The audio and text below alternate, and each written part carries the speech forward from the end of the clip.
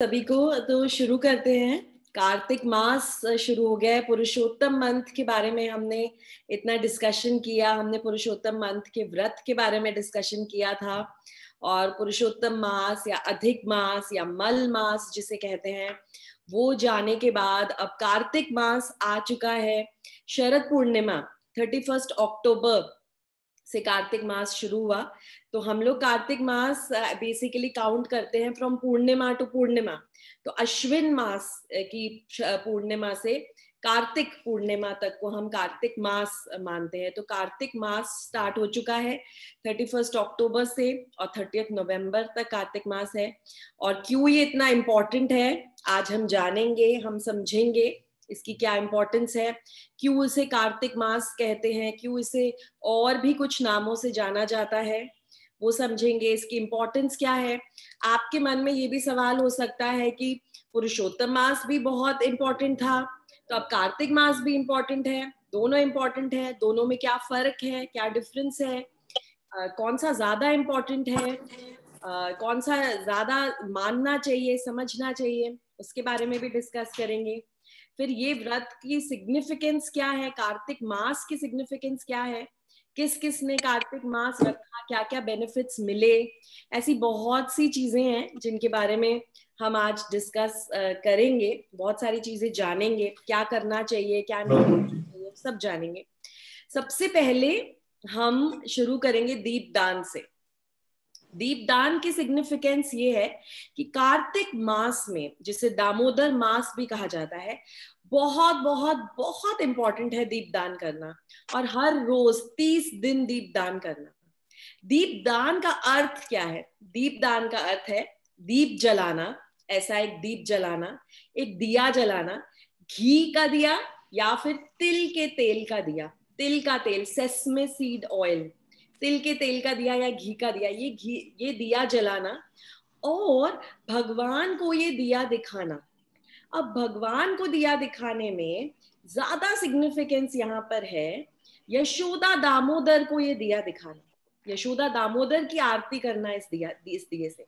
और अगर आप ऑनलाइन भी देखेंगे, अनफॉर्चुनेटली अभी हम सब ऑनलाइन कर रहे हैं इस साल कोरोना की वजह से, आप ऑनलाइन भी अगर देखेंगे तो आप देखेंगे कि हर टेम्पल में, स्पेशली हर इस्कॉन टेम्पल में, यशोदा दामोदर के विग्रह सजाए गए हैं बहुत सुंदर, और बहुत से भक्त यशोदा दामोदर का के सामने दीपदान कर रहे हैं। तो राधा कृष्ण के सामने तो दीपदान करना ही है, राधा दामोदर के सामने, पर यशोदा दामोदर के सामने दीपदान कर रहे हैं। और यशोदा दामोदर, मैंने आपको फोटोग्राफ भेजी भी थी, और मैं शेयर स्क्रीन करके आपको फोटोग्राफ दिखाना चाहूंगी। ये है यशोदा दामोदर, और ये हो रही है इस पिक्चर में दामोदर लीला। दामोदर लीला हो रही है, जहां आप देखेंगे एक उखल के साथ, ये एक मोर्टार है, एक उखल है, उखल के साथ छोटे से कृष्णा को यशोदा मैया ने बांधा हुआ है रस्सियों से। ये है दामोदर लीला। और दामोदर बना है दो शब्दों से, दाम और उदर। दाम का अर्थ है रस्सी, और उदर का अर्थ है पेट। तो यशोदा मैया ने भगवान श्री कृष्ण को, छोटे से लल्ला को, क्या किया? रस्सी से बांधा उनके पेट को उस उखल से। इसीलिए इस लीला का नाम है दामोदर लीला। और ये यशोदा दामोदर हैं जिनकी हम हमेशा, हम कार्तिक मास में 30 दिन जिनके सामने दीपदान करते हैं, यशोदा दामोदर, उनके सामने हम दीपदान करते हैं। और क्या सिग्निफिकेंस है इसकी? क्योंकि इसी मंथ में, इसी मंथ में ये देखिए यशोदा दामोदर, क्यूट से यशोदा मैया और दामोदर, और इनके सामने हम दीपदान करते हैं रोज कार्तिक मास में। अभी हम करेंगे दामोदर अष्टकम, हम चलाएंगे, गाएंगे और करेंगे दीपदान। सिर्फ सिग्निफिकेंस बताना चाह रही हूँ आपको 2 मिनट कि आप क्यों कर रहे हैं दीपदान। तो यशोदा दामोदर की ये जो दामोदर लीला है, ये इसी महीने में हुई थी, कार्तिक के मंथ में, दिवाली वाले दिन ये लीला हुई। और उस लीला में भगवान कृष्ण ने में बताना चाहूंगी आपको, और उसके बाद दीपदान करेंगे, क्योंकि समझना चाहिए दीपदान कर क्यों रहे हैं। तो दिवाली वाला दिन था, और ये जो हमारे जो छोटे से लल्ला है कृष्ण, क्या करते थे? हर रोज दूसरे लोगों के घर में जाके, दूसरी गोपियों के घर में जाके माखन चुरा के खाते थे। तो गोपियां बहुत परेशान थी, बहुत दुखी थी। उन्होंने जाके यशोदा मैया को बोला, कैसा लल्ला है आपका, बार बार हमारे घर में आता है, मक्खन चुरा के ले जाता है। यशोदा मैया बहुत हैरान थी। उन्होंने कहा, नंद बाबा का पुत्र, नंद बाबा राजा थे, वहां सभी गोपों के राजा थे नंद बाबा गोकुल में। और यशोदा मैया सोचती है कि नंद बाबा का राजा के जो पुत्र है वो जगह जगह जाके माखन चुराते हैं, ऐसा भी क्या है? लोगों को लगता होगा घर में उन्हें माखन ही नहीं मिलता, और मैं तो इतना माखन निकलवाती हूँ अपने सभी नौकर चाकरों से, अपने सभी दास दासियों से, इतना माखन रोज निकलता है, दही मत के हम माखन निकालते हैं। तो ये लल्ला दूसरे के घर में जाकर क्यों माखन चुरा के खाता है? ऐसा हो ही नहीं सकता। उन्होंने गोपियों को, दूसरी गोपियों को बहुत कॉन्फिडेंस से बोला, ऐसा हो ही नहीं सकता, ऐसा हो ही नहीं सकता कि मेरा लल्ला जाके माखन चुराता हो। तो उन्होंने कहा, नहीं नहीं, ऐसा होता है, हम तुम्हें दिखाएंगे, हम तुम्हें बताएंगे। जब यशोदा मैया को ये समझ में आया कि वाकई में ऐसी बातों में बड़ा दुख हुआ, उन्हें लगा अब माँ है, माँ का दिल है, माँ कैसे अलग अलग तरीके से सोचती है। तो माँ ने ऐसा सोचा, यशोदा मैया ने ऐसा सोचा, शायद ऐसा हो सकता है कि दूसरे दास और जो दासियां हैं वो माखन निकालते हैं, तो इसलिए कृष्ण को पसंद नहीं आता। दूसरे घरों में तो गोपियां खुद दही को मथ कर माखन निकालती हैं, तो मैं भी ऐसा ही करती हूँ अपने लल्ला के लिए, अपने बच्चे के लिए मैं खुद दही को मथूंगी और माखन निकाल के उसे खिलाऊंगी। तो दिवाली वाला दिन था और सारे दास और दासियों को यशोदा मैया ने दूसरे कामों में बिजी कर दिया। सारे अपना अलग अलग काम कर रहे थे। आप जानते हैं दिवाली के दिन कितना काम होता है, तो सब दूसरे दूसरे कार्य में व्यस्त थे। और लल्ला अभी सो रहे थे, सुबह का टाइम था, वो सो रहे थे। यशोदा मैया खुद उठी और उन्होंने कहा, मैं आज माखन निकालती हूँ, इतना स्वादिष्ट माखन निकालूंगी लल्ला के लिए, और मैं ही उसको अपने हाथों से माखन खिलाऊंगी, और मैं देखती हूँ इसके बाद वो कभी किसी के घर जाकर चोरी नहीं करेगा माखन की। तो यशोदा मैया बैठ गई, बाहर बैठ गई, और बड़ा सा उन्होंने मटका लिया, दही से भरा हुआ मटका लिया। उनके पास तो इतनी गायें थी, रोज सारे गोप सखा, सारे नंद बाबा 9 लाख गायें चराने जाते थे। 9 लाख गायें थी उनके पास, तो आप सोच सकते हैं कि कितना दूध मिलता होगा, और उस दूध से कितनी दही जमती होगी और कितना माखन निकल सकता है। तो यशोदा मैया ने बड़ा सा अपना एक बड़ा सा पॉट लिया, बड़ा सा मटका लिया, उसमें बहुत सारी दही थी, और बैठ गई वो दही को मथने के लिए और माखन निकालने के लिए। जब वो बैठी तो वो एक गाना गा रही थी, वो गाना गा रही थी और बहुत प्यार से मक्खन निकाल रही थी। जो वो गाना गा रही थी ना, उसमें भगवान कृष्ण को ग्लोरीफाई कर रही थी और उनके लिए प्रे कर रही थी। और आप जानते हैं कि वो क्या प्रे कर रही थी? आप समझ सकते हैं माँ अपने बच्चे के लिए क्या प्रार्थना करेगी। तो वो प्रार्थना में ऐसा बोल रही थी, ऐसा बोल रही थी विष्णु भगवान को कि हे विष्णु भगवान, हे नारायण, आप मेरे लल्ला को, मेरे छोटे से कृष्ण को अपनी सेवा में लगा लो, हरि सेवा में लगा लो। और ऐसा बोल रही थी, लल्ला मैं चाहती हूँ कि तुम तो बहुत बड़े वैष्णव बनो और तुम भगवान विष्णु की सेवा करो। अब आप समझ सकते हैं, वो भगवान स्वयं है, वो कृष्ण है, वो अवतारी है, उनके अवतार है विष्णु। पर आप माँ का प्रेम देखिए। माँ ये समझ नहीं पा रही थी कि मेरा बच्चा तो भगवान है, माँ ये नहीं समझ पा रही थी। माँ तो सोच रही थी ये तो मेरा बच्चा है, ये रोता है, बिलखता है, मुझसे चिपकता है, मुझसे दूध मांगता है और मुझे परेशान करता है, मेरे पल्लू के पीछे आके छुपता है, तो ये तो मेरा बच्चा है, ये भगवान थोड़ी है। तो वो विष्णु से प्रार्थना कर रही है कि मेरे लल्ला को अपनी सेवा में ले लो। इतना अद्भुत प्रेम है यशोदा मैया का। जब वो ऐसे मत्ते मत्ते ये गाना गा रही थी, प्रे कर रही थी, प्रार्थना कर रही थी, तो छोटे से लल्ला अब बाहर आ गए अपनी माँ को ढूंढते हुए। माँ को ढूंढते हुए आए और माँ को देखा और बहुत प्रेम उमड़ आया यशोदा मैया के दिल में, हृदय में बहुत प्रेम उमड़ आया। और कृष्ण ने, भगवान कृष्ण ने कहा, ऐसा ऐसा इशारा किया कि वो उनकी गोदी में लेटना चाहते हैं। अब यशोदा मैया तो मथ रही थी, दही से मक्खन निकाल रही थी, तो उन्होंने कृष्ण को लिया, छोटे से लल्ला ठाकुर जी को लिया और अपनी गोदी में लिटा लिया, अपनी गोदी में लिटा लिया और उन्हें दूध पिलाने लगी, स्तनपान कराने लगी। तो लल्ला बहुत प्यार से दूध पी रहे थे, बहुत प्यार से दूध पी रहे थे। ये दूध क्या था? जैसे भक्तों के हृदय में जो भक्ति का रस होता है ना, ये वो दूध था। यशोदा मैया का दूध वो भक्ति का रस था, वो प्रेममयी रस था, जिसका जिसका पान भगवान कृष्ण कर रहे थे। तो बहुत प्रेम से मग्न होके दूध पी रहे थे। अब एक कहानी में ट्विस्ट आया। यशोदा मैया भी बहुत प्यार से मक्खन निकाल रही हैं और कृष्ण उनकी गोदी में है, लेटे हुए हैं और प्यार से दूध का पान कर रहे हैं। तभी क्या हुआ कि यशोदा मैया को याद आया कि वहां पर चूल्हे पर उन्होंने एक पतीले में दूध रखा हुआ था उबलने के लिए। और ये जो दूध था ना, ये सबसे जो उत्तम गाय थी, पद्मगंधा नाम की गाय का निकाला हुआ ये बहुत उत्तम दूध था। और वो दूध भी यशोदा मैया गर्म कर रही थी, किसके लिए? अपने लल्ला के लिए गर्म कर रही थी। तो उन्हें याद आता है सडनली कि दूध तो उबल कर उफनने वाला है, उबलने वाला है, उबल कर दूध तो गिर जाएगा, दूध गिर जाएगा तो दूध वेस्ट हो जाएगा और मेरे लल्ला को मैं दूध कैसे पिलाऊंगी। तो यशोदा मैया को जैसे ही ये स्ट्राइक हुआ, जैसे ये ध्यान आया, याद आया, तो उन्होंने क्या किया, जल्दी में रस्सी छोड़ी और लल्ला को नीचे रखा, जमीन पे रखा और उठ के भागी चूल्हे की तरफ उस दूध के पतीले को उतारने के लिए। जैसे ही उसे उतारने के लिए गई, लल्ला को इतना गुस्सा आया क्योंकि वो तो इतना प्रेममय जो रस है उसका पान कर रहे थे।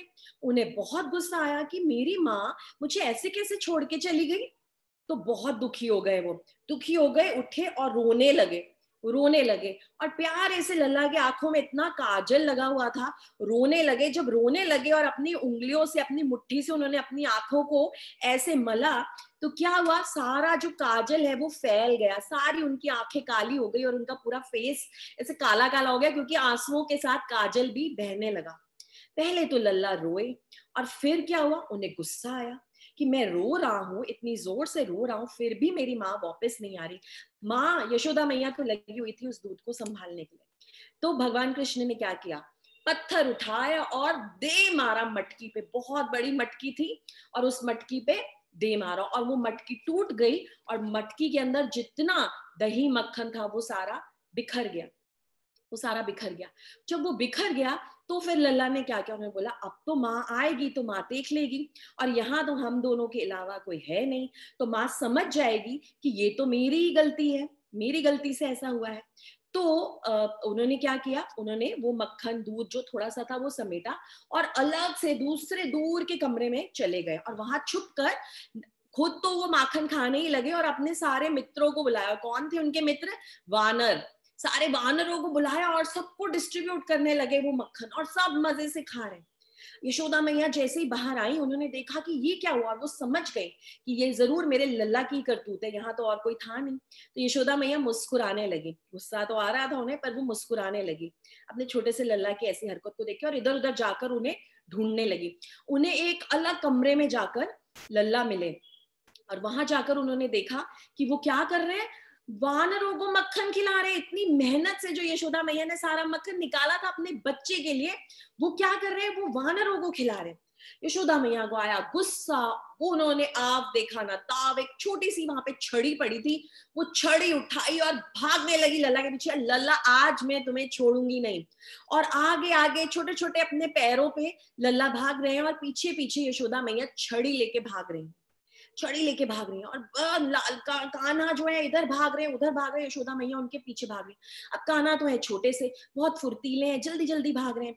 यशोदा मैया है बड़ी, उनका शरीर है बड़ा, तो वो भागते भागते अब थक भी रही है कि कितना मैं भागूंगी। बोल रही है कान्हा रुको रुको, मैं तुम्हें कुछ नहीं कहूंगी पर तुम रुक जाओ, मेरे हाथ में आ जाओ तुम।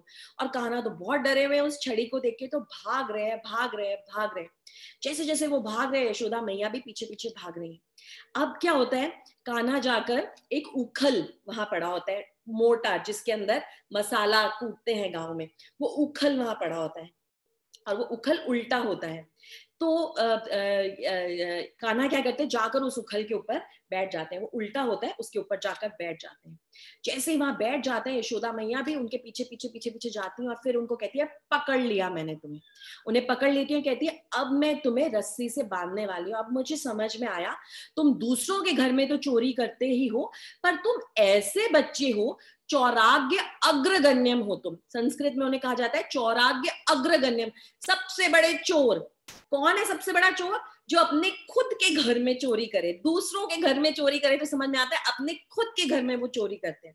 तो उन्होंने कहा कि अब मुझे समझ में आया, तुम अपने घर में भी चोरी कर रहे हो माखन की, सब तुम्हें ही तो मिलने वाला था, अब मैं तुम्हें नहीं छोड़ूंगी और मैं तुम्हें रस्सी से बांधने वाली हूँ, तुमने मुझे परेशान कर दिया है, दिवाली का दिन है, इतने सारे काम है, मैं इतनी व्यस्त हूँ और मेरा तुमने इतना समय बर्बाद कर दिया। और यशोदा मैया उखल के पास रस्सी पड़ी होती है, रस्सी को लेती हैं और कान्हा को बांधने की कोशिश करती हैं। इसी से उनका नाम पड़ता है दामोदर।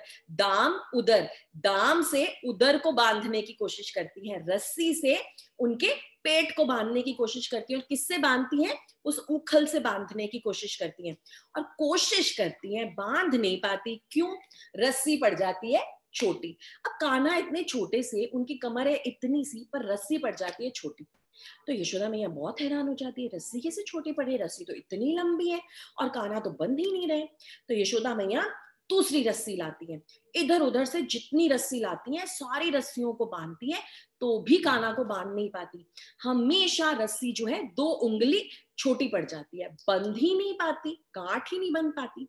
उतनी देर में क्या होता है, सारी गोपियां जो आसपास के घरों की गोपियां हैं वो सब सुनती हैं कोलाहल। गोप सखा जो कृष्ण के हैं वो सुनते हैं ये कोलाहल, सब भागे हुए आते हैं और देखते हैं कि चल क्या रहा है, यशोदा मैया कर क्या रही है कान्हा के साथ। तो यशोदा मैया कहती है, तुम अपने घरों से भी रस्सियां लाओ, आज इस कान्हा को मैं छोड़ूंगी नहीं, आज तो इन्हें मैं बांध के ही रहूंगी। आप समझिए, सारी जो गोपियां हैं, गोप सखियां हैं, सारे जो गोप सखा है, सब जाते हैं अपने अपने घरों से रस्सियां ले आते हैं और रस्सियां एक साथ बांध के लंबी रस्सी बनाते हैं। कहते हैं अब तो कान्हा बंध ही जाएंगे, आज आए ना तुम, आज आए ऊंट पहाड़ के नीचे। कान्हा तुम रोज सबको बहुत परेशान करते हो, सबको परेशान कर करके भाग जाते हो तुम। गोपियों ने तो फिर और कंप्लेंट्स करनी शुरू कर दी। पता है उन्होंने क्या बोला कि ये सिर्फ माखन नहीं चुराते, ये आते हैं हमारे छोटे छोटे बच्चों को चूटे काट के भाग जाते हैं, हमारी गाय का जो दूध हम निकाल रहे होते हैं बच्चों को देने के लिए वो भी पी के भाग जाते हैं, इतना परेशान करते हैं कान्हा हमें। तो अब सारी लिस्ट ऑफ कंप्लेंट्स शुरू हो गई। कान्हा सोच रहे हैं मैं करूं क्या, आज ये हुआ क्या मेरे साथ, मैं तो पकड़ा गया। और रस्सी से उनको बांध रहे हैं और जैसे ही गांठ बांधने की कोशिश करते हैं, इतनी सारी रस्सी पूरे गांव की, पूरे गोकुल की रस्सी वहां आ जाती है। और फिर भी उसके बाद भी क्या होता है, कान्हा को बांध नहीं पाते, 2 उंगली छोटी पड़ जाती है वो रस्सी, 2 उंगली छोटी पड़ जाती है। यशोदा मैया थक जाती हैं, थक जाती हैं। उनके जो इतने सुंदर केश, जो इतनी सुंदर उन्होंने चोटी बनाई थी, उसमें मल्लिका के पुष्प, मालती के पुष्प, सारे जो फूल लगे थे, सारे फूल गिर जाते हैं। उनके बाल अस्त व्यस्त हो जाते हैं, बाल निकल जाते हैं, क्यों बाल अपने चोटी से निकल जाते हैं, क्योंकि वो बार बार बांधने की कोशिश कर रही है, पसीना आ रहा है उनको, सर्दी का मौसम है, पसीना आने लग जाता है, पर कान्हा नहीं बनते। हमेशा जो रस्सी है 2 उंगली छोटी पड़ जाती है। ये जो सिचुएशन है, जो स्थिति है यशोदा मैया की, देख के कान्हा को थोड़ी देर बाद तरस आ जाता है अपनी मैया पर, कि मैया कितना थक गई है, मैया की मैया का शरीर देखो एकदम पसीना पसीना हो गया है। तो तब कान्हा ऐसा मन में सोचते हैं कि ठीक है मैया, अब मैं आपसे बंध जाऊंगा। और जैसे ही कान्हा ये सोचते हैं कि मैं आपसे बंध जाऊंगा, वैसे ही वो रस्सी जो है वो बंध जाती है। तो हमारे जो आचार्य हैं वो समझाते हैं कि ये रस्सी अब कैसे बंध गई, पहले तो नहीं बंध रही थी, अब कैसे बंध गई। 2 उंगली ही हमेशा छोटी रहती थी रस्सी, तो ये 2 उंगली छोटी रहने का रहस्य क्या है? ये जो 2 उंगलियां हैं, एक है हमारा प्रयास, हमारी चेष्टा, हमारे एफर्ट्स, हम जो कोशिश करते हैं, हम जो एंडेवर करते हैं, हम जो डिटर्मिनेशन से सोच के जो प्रण लेते हैं, दृढ़ व्रत लेते हैं और वो करते हैं। और दूसरी उंगली क्या है? भगवान की मर्सी, उनकी अनुकंपा, उनकी मर्सी, उनकी चाह, जब वो चाहते हैं तभी वो कार्य होता है। पर उसका क्या मतलब है? हमें अपना कार्य करते रहना है, हमें अपनी चेष्टा करती रहनी है, हमें अपनी कोशिश करते रहना है, और तब भगवान एक ना एक दिन खुश होकर हमारे प्रयास का जो फल है वो दे ही देंगे। तो ऐसे ही जो 2 उंगली छोटी का जो रहस्य अब ये खत्म हो जाता है और यशोदा मैया उनको बांध देती हैं, उनको बांध देती हैं और फिर यशोदा मैया चली जाती हैं। तो ये आपकी पनिशमेंट है, अब आप यहाँ बंधे रहिए, मैं चली, अब मुझे बहुत सारा काम करना है, दिवाली का उत्सव है। उतनी देर में कान्हा क्या करते हैं? कान्हा तो बहुत नटखट है, हम तो जानते हैं, बहुत बड़े स्ट्रेटेजिस्ट हैं, बहुत बड़े प्लानर हैं, वो चुपचाप वहां कहाँ बैठते। तो कान्हा जो है धीरे धीरे अपने छोटे छोटे पैरों से चलने लगते हैं और जो इतना बड़ा जो उखल है, जो इतना भारी है, उसको घसीटने लगते हैं, उसको घसीटने लगते हैं और आगे जाते हैं। आगे यामला अर्जुन, दो पेड़ होते हैं, दो बड़े बड़े पेड़ होते हैं, जो ट्विन पेड़ जिनको कहा जाता है, यामला अर्जुन पेड़, वो पेड़ होते हैं। और वो पेड़ के बीच में जाते हैं, और पेड़ों के बीच में तो बहुत जगह होती है, पर योग माया की वजह से क्या होता है, उखल साइज में बड़ी हो जाती है, जाके उखल वहां अटक जाती है और कान्हा उस उखल को खींचते हैं। जैसे ही खींचते हैं, दोनों विशालकाय जो पेड़ हैं वो गिर जाते हैं, वो गिर जाते हैं। और जैसे ही वो गिरते हैं, उसमें से दो देव निकल आते हैं। वो कौन होते हैं? वो होते हैं कुबेर के पुत्र नल कुबेर और मणिग्रीव, जिन्हें श्राप मिला होता है पेड़ बनने का।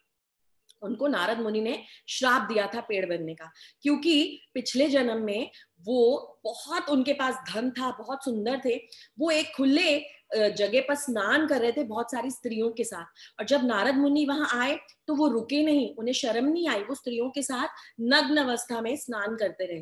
तब नारद मुनि ने उन्हें श्राप दिया था कि तुम्हें बहुत नग्न रहने का बहुत शौक है, तुम्हें शर्म भी नहीं आ रही कि मैं तुम्हारे सामने आया और तुम कपड़े भी नहीं पहन रहे।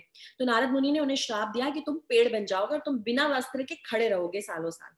तो जब उन्होंने बहुत माफी मांगी, तो तब नारद मुनि ने कहा कि ठीक है, भगवान कृष्ण स्वयं तुम्हें मुक्त करेंगे। तो जैसे ही कृष्ण यहाँ आते हैं और उखल से दोनों पेड़ गिरते हैं, तो नल कुबेर और मणिग्रीव बाहर आ जाते हैं और उन्हें मुक्ति प्राप्त हो जाती है। और तभी नंद बाबा और सभी लोग आते हैं, क्योंकि इतना शोर हुआ होता है। वो आते हैं और वो देखते हैं, और वो देखते हैं कि इतने बड़े बड़े पेड़ हमारे छोटे से कान्हा ने गिरा दिए। और डाउट होने लगता है कि कान्हा ने ही गिराया। तो कान्हा के सारे गुप्त सखा कहते हैं हाँ, उन्होंने ही गिराया, उन्होंने उखल को खींचा और ये पेड़ गिर गए। तो ये सुंदर सी कथा है दामोदर लीला, जिसकी वजह से हम ये दीपदान करते हैं यशोदा दामोदर को, यशोदा दामोदर को दीपदान करते हैं। अभी हम दीपदान करेंगे। दीपदान क्यों करते हैं?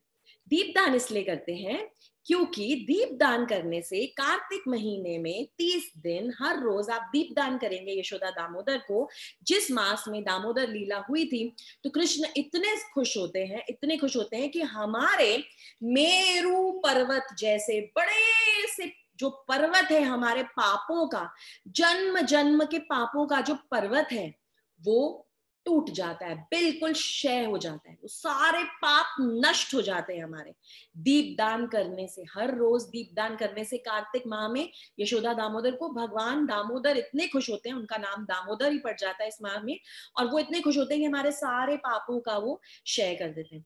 दीपदान, दीपदान का अर्थ ये भी है। दीप का अर्थ क्या है? दीप का अर्थ है अंधकार से उजाले में जाना, अंधकार से लाइट में जाना। तो दीपदान करने से हम जो इस अंधकार में है, अज्ञानता के अंधकार में है, हम ज्ञान के उजाले की तरफ जाते हैं।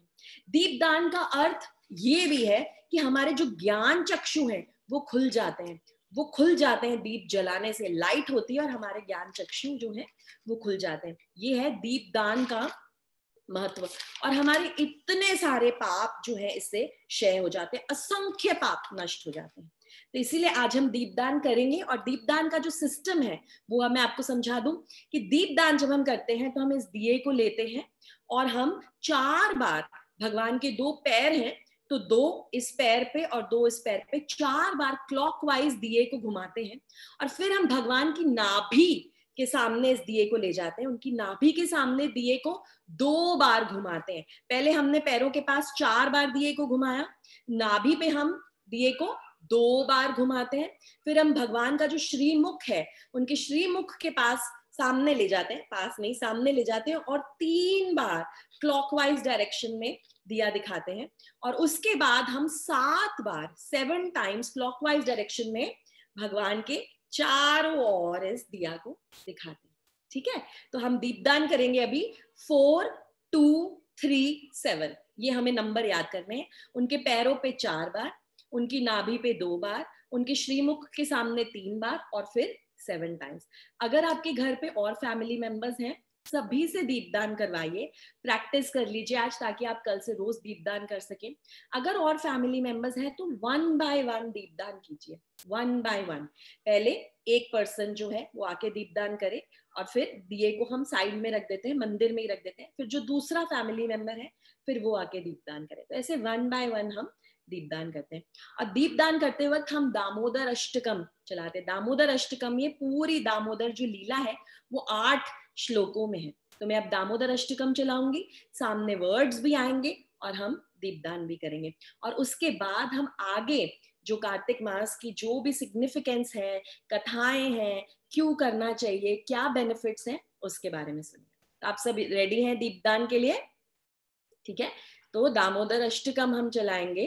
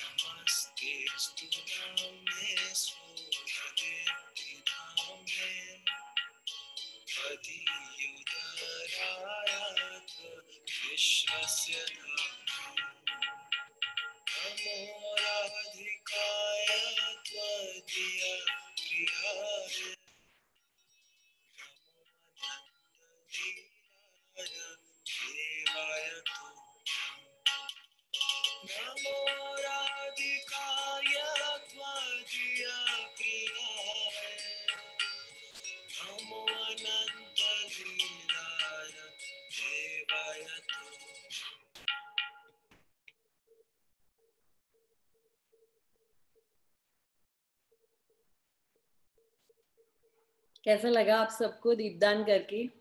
आपने इतने सुंदर दर्शन किए वृंदावन के, कृष्ण बलराम मंदिर के दर्शन थे यहाँ पर, राधा रमन मंदिर के दर्शन थे यहाँ पर वृंदावन के, और आप देख पा रहे थे कि किस तरह से भक्त कैसे मग्न होकर दीपदान कर रहे हैं। मुझे तो आप देखकर ऐसा लग रहा था कि बस अभी उड़कर वृंदावन पहुंच जाए, और वो जो एनर्जी है और वो जो मेस्मराइजिंग जो सीन होता है वृंदावन के मंदिरों में जब दीपदान हो रहा होता है, सारे जगह दीप जल रहे होते हैं और इतनी मात्रा में, प्रचुर मात्रा में भक्त आकर दीपदान करते हैं हर रोज। और बहुत सुंदर, बहुत सुंदर, और इतने सुंदर यशोदा दामोदर इतने सुंदर श्रृंगार कर कर, और उनकी इतनी सुंदर मुस्कान, और उसपे जब हम दीपदान करते हैं तो आप समझ सकते हैं कि कितना सिग्निफिकेंस है इसका। आपने देखा है कितने प्रेम से सभी कर रहे थे। तो कार्तिक माह में दीपदान का इतना ज्यादा महत्व है। हर रोज हमें दीपदान करना चाहिए। सुबह भी कर सकते हैं, शाम को भी कर सकते हैं, पर सुबह ना भी कर पाए तो शाम को संध्या के बाद 7:30 7:30 के बाद तो हमें दीपदान करना ही चाहिए। जैसे मैंने आपको कहा, इतना महत्व है उसका। हमारे इतने सारे पापों का क्षय हो जाता है दीपदान करने से, हमारे ज्ञान चक्षु खुल जाते हैं, और भगवान कृष्ण हमसे बहुत खुश हो जाते हैं, बहुत खुश हो जाते हैं। यशोदा मैया खुश हो जाती हैं, भगवान कृष्ण हमसे खुश हो जाते हैं। तो ये इम्पोर्टेंस है दीपदान का। आगे बताना चाहती हूँ आपको कि और कार्तिक मास का क्या महत्व है, क्यों हम ये सब कुछ जो भी करते हैं क्यों करते हैं। सबसे पहला क्वेश्चन तो ये होगा कि पुरुषोत्तम मास भी तो इम्पोर्टेंट था, फिर कार्तिक मास भी इम्पोर्टेंट है, डिफरेंस क्या है दोनों में? तो डिफरेंस सिर्फ ये है कि जो पुरुषोत्तम मास है वो तो भगवान कृष्ण के नाम पर ही है। पुरुषोत्तम भगवान श्री कृष्ण स्वयं, तो भगवान श्री कृष्ण का फेवरेट मंथ है, हमने इसके बारे में सुना था। पर दिक्कत क्या है, प्रॉब्लम क्या है? 3 साल में एक बार पुरुषोत्तम मास आता है। कार्तिक मंथ कितना मर्सीफुल है, कितना दयालु है, हर साल कार्तिक का मंथ आता है। तो हमें वेट नहीं करना पड़ता कि कब वो पुरुषोत्तम माह आएगा और कब हमारे पापों का क्षय होगा, हमें पुण्य मिलेंगे, हमारे पुण्य अर्जित होंगे। तो कार्तिक माह इतना मर्सीफुल है कि हर साल आता है, तो हमें उसका फायदा लेना चाहिए। शास्त्रों में स्कंद पुराण और पद्म पुराण में कहा गया है कि युगों में सतयुग सबसे श्रेष्ठ है, शास्त्रों में वेद सबसे श्रेष्ठ है, नदियों में गंगा मैया सबसे श्रेष्ठ है, और उसी तरह से 12 महीनों में कार्तिक माह सबसे सर्वश्रेष्ठ है, सर्वश्रेष्ठ, क्योंकि वो श्री कृष्ण का फेवरेट महीना है, सबसे फेवरेट महीना। क्योंकि कार्तिक का जो मंथ है वो राधा रानी, श्रीमती राधा रानी का मंथ है। तो श्री कृष्ण को अपने खुद से भी ज्यादा प्रिय है राधा रानी, सबसे ज्यादा प्रिय राधा रानी है। तो कुंडों में सबसे ज्यादा प्रिय उनको है राधा कुंड, क्योंकि वो राधा रानी का कुंड है। और महीनों में उनको सबसे प्रिय है कार्तिक मंथ, क्योंकि वो राधा रानी का मंथ है, उनको सबसे ज्यादा प्रिय है। तो भगवान श्री कृष्ण तो बहुत बड़े भक्त वात्सल्य हैं। भक्त वात्सल्य मतलब अपने भक्तों से बहुत प्रेम करते हैं, बहुत प्रेम करते हैं। जैसे एक गाय होती है ना, अपने वत्स से कितना प्यार करती है, हमेशा उसको चाटती रहती है, इसी तरह से भगवान श्री कृष्ण अपने बच्चों से बहुत प्रेम करते हैं। और कार्तिक मास में क्या होता है, भगवान की जो दया है ना, क्योंकि वो इतने खुश हैं, क्योंकि उनकी प्रियतमा श्रीमती राधा रानी का ये मंथ है, तो भगवान श्री कृष्ण बहुत खुश हैं, और खुश है तो बहुत उदार हो जाते हैं, बहुत दयालु हो जाते हैं, और इतने दयालु हो जाते हैं कि दोनों हाथों से, अपने हजारों हजारों हाथों से खुल के हमें आशीर्वाद देते हैं, और हमारे पुण्यों को, हमारे जो पुण्यों को जो अर्जित करते हैं उसको हमेशा के लिए अर्जित करते हैं, उनको कभी क्षय ही नहीं होता, और हमारे पापों को एकदम खत्म कर देते हैं। बहुत खुश हैं भगवान श्री कृष्ण। और इस मंथ में, क्योंकि ये राधा रानी का मंथ है, राधा रानी का माह है, तो बम्पर ऑफर निकालते हैं। 100% सेल, 100% डिस्काउंट। आप इतना छोटू सा, इतना सा पुण्य करेंगे ना, उसको आपका इतना सारा, उसका जो बेनिफिट है आपको मिलेगा। तो आपको सिर्फ इतना सा कार्य करना है और बेनिफिट आपको इतना मिलेगा जो हर जन्म आपका साथ देगा। सिर्फ इस जन्म के लिए साथ नहीं देगा, हर जन्म आपका साथ देगा। वो आपके अकाउंट में डिपॉजिट हो जाएगा। और जब आप फिर से जन्म लेंगे, दूसरी माँ की कोख से जन्म लेंगे, तो वो जो अकाउंट है ना आपकी भरा हुआ, जो पिग्गी बैंक है इस पुण्यों का, वो आपके साथ साथ चलेगा। ऐसा करते हैं श्री कृष्ण। तो आप समझिए, किसी को अगर चिंतामणि मिल जाए, टच स्टोन, चिंतामणि आप जानते हैं क्या होता है? वो टच स्टोन है। उसको हाथ लगाने से आप उसको जिसके साथ भी टच करेंगे ना, वो सब सोना बन जाएगा। अगर हमें चिंतामणि मिल जाए और तो भी हम बोले हैं ये तो पत्थर है, इसका कुछ नहीं होता है, मैं इन सब चीजों में नहीं मानता, और हम उसको फेंक दे कूड़े में, तो हम ऐसे इंसान को क्या बोलेंगे? मूर्ख बोलेंगे। और ऐसे ही अगर हमें मनुष्य योनि में जन्म मिलता है और तो भी अगर हम कार्तिक मास के महत्व को नहीं समझते और कार्तिक मास के व्रत को नहीं मानते, तो भी हम बहुत बड़े मूर्ख माने जाएंगे। तो हमें इस मूर्खता से निकलना है। अब हमें समझ आ रही है, हम सुन रहे हैं, तो हमें इस मूर्खता से निकलना है और अपना ये जो बम्पर ऑफर है इसको हथियाना है। इस डिस्काउंट को हमें जरूर जरूर जरूर यूटिलाइज करना है। नहीं तो हम धीरे धीरे छोटे छोटे पुण्य अर्जित करेंगे और पता नहीं वो अगले जन्म में हमें काम आएंगे या नहीं। उनकी जब जो ड्यूरेशन है वो खत्म हो जाएगी और फिर हमारा जो पिगी बैंक है खाली हो जाएगा। पर ये पुण्य जो हम कार्तिक मास में जो डिपॉजिट करते हैं वो कभी खत्म नहीं होते। तो आप समझिए, भगवान इतने दयालु हो रहे हैं, बहुत खुश हैं, क्योंकि श्रीमती राधा रानी का मंथ है, तो हमें इसकी फायदा उठाना चाहिए। जैसे कभी मेले में एक पिता अगर अपने बच्चे को लेके जाए, तो मेले में जाके क्या कहते हैं कि हाँ मेले में बहुत सारा रश है, बहुत सारे लोग हैं, मेरा हाथ छोड़ना मत, मेरा हाथ पकड़ के, मेरी उंगली पकड़ के जहां भी जाना है जाना, मैं तुम्हें हर जगह ले जाऊंगा, जो खाना है खिलाऊंगा, जो गेम खेलनी है खिलाऊंगा, पर मेरा हाथ छोड़ना मत। ऐसे ही श्री कृष्ण कर रहे हैं कार्तिक मास में कि मेरा ये जो प्रिय माह है, प्रिय मंथ है कार्तिक मंथ, इसका व्रत रखो, इसे मानो, इसमें दीपदान करो, और भी कुछ चीजें मैंने बताई हैं वो करो, मैं तुम्हें कभी छोड़ूंगा नहीं। इनफैक्ट ये इतना भक्ति का मंत्र है कि भगवान श्री कृष्ण इसमें अपना खुद का धाम देने के लिए तैयार है। बोलते मैं तुम सबको अपने धाम ले जाऊंगा, तुम्हें वापस इस मतलब ये दुनिया में आने की जरूरत ही नहीं पड़ेगी, तुम मेरे साथ मेरे धाम चलोगे।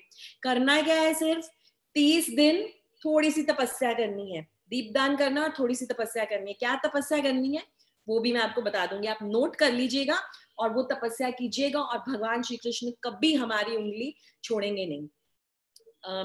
आगे मैं बताना चाहती हूँ आपको कि भगवत गीता में भगवान ऐसे कहते हैं कि मासा नाम मार्ग शीर्ष सोहम, मेरा जो नाम है, महीनों में मेरा नाम है मार्गशीर्ष मंथ, मार्गशीर्ष मंथ मेरा नाम है।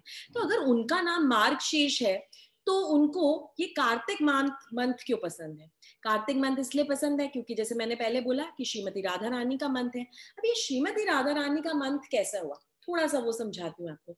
श्रीमती राधा रानी की जो माँ है उनका नाम है कीर्तिदा, और उनके जो पिता है उनका नाम है वृषभानु राजा। तो कीर्तिदा उनकी माँ का नाम है, कीर्तिदा, दा मतलब देने वाली। तो वो क्या देती हैं? कीर्तिदा क्या देती हैं राधा रानी को? कीर्ति प्रदान करती हैं, फेम प्रदान करती हैं। जैसे यशोदा, यशोदा क्या देती हैं अपने बेटे को? यश प्रदान करती हैं। ऐसे ही कीर्तिदा भी अपनी बेटी को क्या प्रदान करती है? कीर्ति प्रदान करती है। तो कीर्तिदा उनका नाम है। कई शास्त्रों में उनका नाम कीर्तिका भी आया हुआ है, कीर्तिका, कीर्तिका या कीर्तिदा। तो उससे उनके इस नाम से, कीर्तिका और कीर्तिदा नाम से, राधा रानी जो उनकी पुत्री है उनका नाम पड़ा कार्तिका, उनका नाम पड़ा कार्तिका, और कार्तिका से आता है कार्तिक मंथ। तो इसीलिए ये राधा रानी का मंथ है, कार्तिक मंथ। दूसरा रीजन ये भी है कि हर महीने का जो नाम है ना, अगर हम अपने वैदिक कैलेंडर में देखें, जनवरी, फरवरी, ये तो सारे इंग्लिश नेम्स हैं। हर मंथ का जो नाम है वैदिक कैलेंडर में वो भगवान कृष्ण के नाम पर है। कोई केशव नाम का मंथ है, कोई पद्मनाभ है, किसी मंथ का नाम है वामन। ऐसे भगवान कृष्ण के नाम पर ये सारे जो मंथ हैं ये रखे गए हैं। और होता क्या है, हर माह की पूर्णिमा, पूर्णिमा में जो नक्षत्र होता है, चांद अगर उस जिस भी नक्षत्र के पास होता है, उस नक्षत्र से भी उस महीने का नाम बनता है।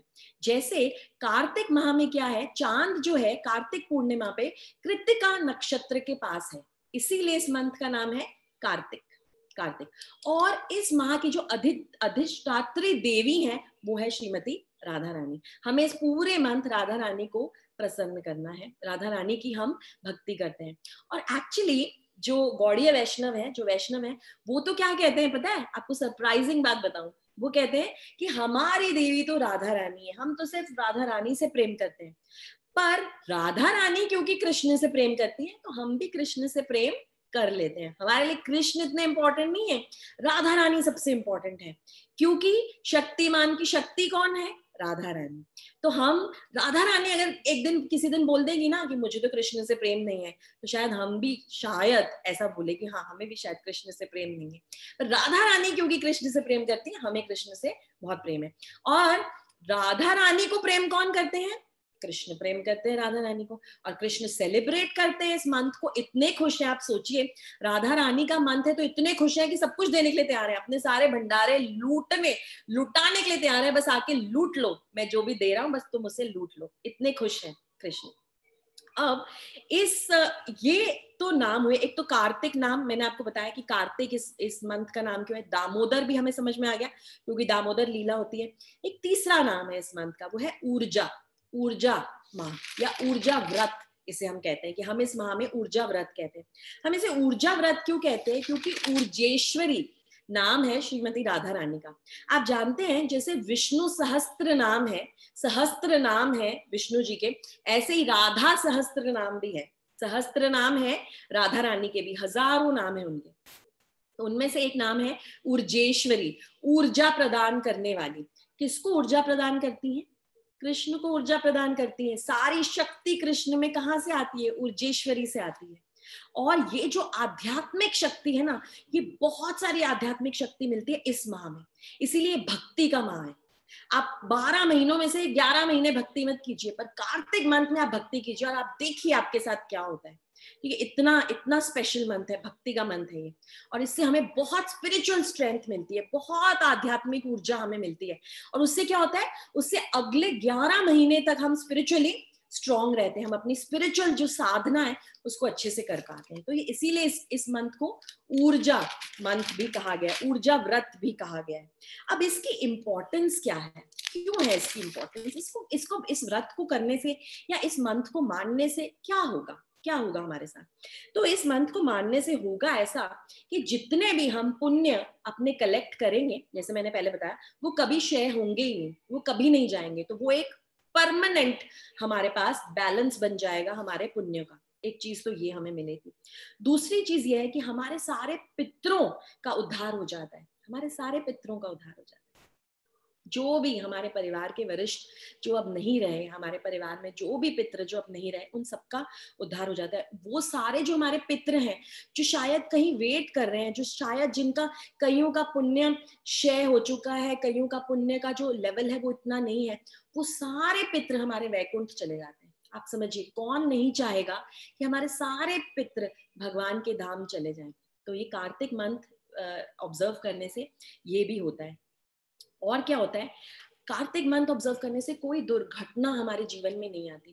कार्तिक माह में जब भी हम भगवान को प्रेम से भोग लगाकर खाना खाते हैं ना, प्रेम से भोग लगाते हैं और फिर उसी प्रसाद को ग्रहण करते हैं, कभी कोई दुर्घटना नहीं आती हमारे जीवन में। और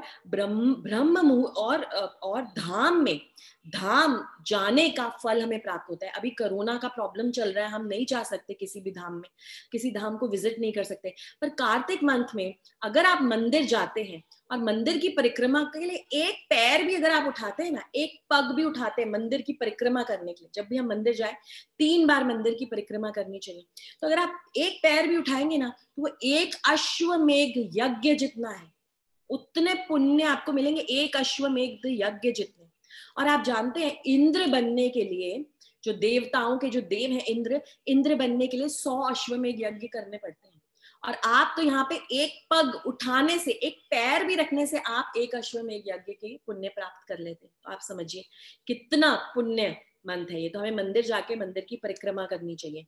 और कार्तिक मंथ में दान देने की बहुत महिमा है, ब्राह्मणों को दान देने की, और कीर्तन करने की, कीर्तन करने की, भगवान का नाम जप करने की, भगवान का कीर्तन करने की, भगवान की भजन गाने की, भगवान का नाम लेने की, भगवान का नाम जप करने की। इससे क्या होता है, इससे क्या होता है, हमारे सारे पापों का क्षय होता है और भगवान हमारे बहुत निकट आ जाते हैं। तो बहुत सिंपल है, हमको करना क्या है बेसिकली, आप लिख सकते हैं, हमें 5 ही चीजें करनी है, हमें 5 ही चीजें करनी है। क्या 5 चीजें करनी है? वो हमें सुबह सुबह प्रातः उठ के स्नान जल्दी करना है। इस पूरे कार्तिक मंथ में हमें जल्दी स्नान करना है। कब स्नान करना है? ब्रह्म मुहूर्त में हमें स्नान करना है। ब्रह्म मुहूर्त कब होता है? ऑलमोस्ट 4:15 से लेके 4:50 तक सुबह। तो हम कोशिश करें कि 4:30 से पहले पहले हम स्नान करें। कोशिश करें ठंडे पानी से स्नान करें, गर्म पानी से स्नान ना करें, पर कोशिश करें स्नान करने की 4:30 से पहले। तो हमें स्नान करना है। उसके बाद हमें क्या करना है? स्नान करने के बाद हमें भगवान को उठाना है, हरि जागरण। हमें भगवान को उठाना है, अपने भगवान को उठाना है, उन्हें भोग लगाना है बहुत प्यार से, और उस प्रसाद को ग्रहण करना है। ये 2 चीजें हुई। हमें सुबह जल्दी उठना है, हमें स्नान करना है, हमें भगवान को भी उठाना है। ओके, वो करने के बाद तीसरी चीज हमें क्या करनी है? तुलसी सेवा। तुलसी महारानी की महिमा पे भी हमने लेक्चर किया था, और हमने सुना था कि तुलसी तुलसी सेवा हम कैसे कैसे कर सकते हैं। तुलसी को जल डालकर, तुलसी महारानी की प्रदक्षिणा कर कर, तुलसी महारानी के सामने प्रणाम कर कर, छोटी छोटी चीजों से हम तुलसी महारानी की सेवा कर सकते हैं। तो हमें तुलसी महारानी की सेवा करनी है। चौथी चीज हमें क्या करनी है? दीपदान करना है। बहुत सिंपल है, अब तो दीपदान का प्रोसेस आपको आ गया है। 4 2 3 7 दीपदान करना है। दामोदर अष्टकम सुनते हुए दीपदान करें। और 5वीं चीज जो हमें करनी है, वो व्रत का हमें उद्यापन करना चाहिए। कोई भी हम व्रत रखें, हमें उसका एंड में उद्यापन करना चाहिए। मैं अभी बताऊंगी आपको कि उद्यापन कैसे करना है। अब ये जो व्रत हमने रखा, ये मैंने आपको मेन चीजें बताई। कुछ जो वरिष्ठ भक्त हैं वो और भी बहुत सी चीजें करते हैं, ये मैं आपको सिर्फ बता रही हूँ ताकि हमारे पास इन्फॉर्मेशन रहे कि क्या क्या करते हैं भक्त। भक्त क्या क्या करते हैं पता है? कुछ भक्त तो जमीन पर सोते हैं पूरे महीने, वो बेड पर सोते ही नहीं, ये उनकी तपस्या है। कुछ भक्त क्या करते हैं? दिन में सिर्फ एक बार भोजन करते हैं, सिर्फ एक बार भोजन लेते हैं। अन्न अन्न जो ग्रहण करते हैं सिर्फ एक बार ग्रहण करते हैं, बाकी के टाइम फलाहार ग्रहण करते हैं, ऐसा करते हैं। कुछ जो भक्त हैं वो क्या करते हैं? अपने जप की जो संख्या है वो बढ़ा देते हैं। हम अगर 5 माला कर रहे हैं तो 10 माला करते हैं, अगर हम 16 माला कर रहे हैं तो 32 माला करते हैं, ऐसा करते हैं। कुछ भक्त क्या करते हैं? रोज मंगला आरती में मंदिर जाते हैं, रोज मंगला आरती में मंदिर जाते हैं और मंदिर की परिक्रमा करते हैं। तो व्रत का मतलब सिर्फ खाना छोड़ना नहीं है, व्रत का मतलब सिर्फ ये नहीं है। आप ऐसा भी कर सकते हैं कि कोई अपनी एक प्रिय वस्तु छोड़ दे कार्तिक मंथ में, कि भगवान आपके लिए मैं ये प्रिय वस्तु छोड़ रहा हूँ, मुझे मीठा बहुत पसंद है, तो इस पूरे 30 दिन मैं कुछ मीठा नहीं खाऊंगा। क्यों? आपको प्लीज करने के लिए, ताकि मेरा जो मन है, मैं अपने मन को कंट्रोल कर सकूं, अपनी जो इंद्रियां हैं उनको मैं कंट्रोल कर सकूं, दृढ़ बन सकूं, और अपनी जो पूरी सेंसेस हैं वो मैं आप में लगा सकूं।